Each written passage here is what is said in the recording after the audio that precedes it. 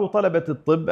الذكور يتخصصون في أمراض النساء وتلزمهم الكلية بالتدريب، فإذا جاءت المرأة للعيادة واستدعى ذلك كشف عورتها كالبطن لإجراء أشعة، وكان الطالب المتدرب حاضرا مع الطبيبة، فهل يجوز لها أن تكشف أمامه؟ الأصل في هذه التخصصات أن تكون للنساء، لكن الواقع يثبت أنه لا بد من أن يكون فيها بعض الرجال، والذين يتخصصون في الجراحة العامة ونحوها لا بد من أن يطلعوا على هذا. وعلاج الناس أمر ضروري كما هو معلوم، والمريض له أن يكشف شيئا من عورته لأجل العلاج، فإن الحفاظ على النفس مقدم على الحفاظ على الدين من حيث الأصل العام، ولذلك تنتهك بعض القضايا ويرخص فيها بسبب العلاج ونحوه. وما دام العلاج ذاته مرخصا فيه في الشريعة، إذن تعلمه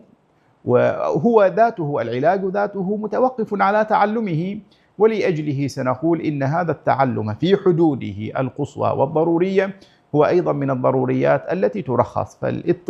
فالتعلم لن يكون إلا بالاطلاع، ولأجله أقول إن الاطلاع جائز، لكننا نعلم أن هذه الأحكام هي أحكام استثنائية بسبب الضرورة، ولأجله تقدر الضرورة بقدرها، بمعنى أنه لا يكون هنالك توسع في الأمر، بل بمقدار الضرورة إلى التعلم في ذلك الفرع هنالك يباح للإنسان أن ينظر. وهكذا المريض لا يجوز له أن يظهر عورته أمام أي أحد، بل يظهر ما كانت فيه ضرورة فقط. ولأجله أقول إن كانت القضية في هذه الحدود فلا حرج على هذه المرأة في هذا الإظهار، فالقضية هي للتعلم، على أن تكون هنالك أخلاقيات معينة تشمل الطبيب والمريض والمعالج وسائر أوساط هذه العملية تشملهم، لنقتصر في مثل هذه القضايا على الضرورة، ولتحفظ خصوصيات الناس في عوراتهم ونحو ذلك، والله تعالى أعلم.